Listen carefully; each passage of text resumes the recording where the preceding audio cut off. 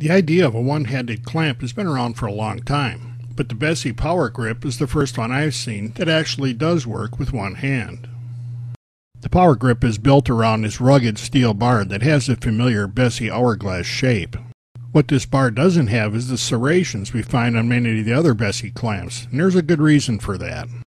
BESSEY uses a locking plate system within this handle to resist the clamping pressure. That same plate system allowed BESSEY to give this lever an interesting property that we'll look at a little bit later. Both of the clamping surfaces come with these removable no-mar covers. I found that they resist glue pretty well also, so I leave them on. The new style BESSEY red handle actually applies the major clamping force. That handle turns a precisely made Acme thread that BESSEY's used for years because it applies lots of force but does it easily and smoothly. This red button is used to release the locking plate so you can pre-position the pressure jaw. This lets you preset the clamp so it's a little closer to the size needed. Every time you squeeze the handle, the jaws close about 1/4 of an inch. Somehow BESSEY figured out how to use that locking plate system so you can squeeze it from either side and it still closes the clamp about 1/4 of an inch.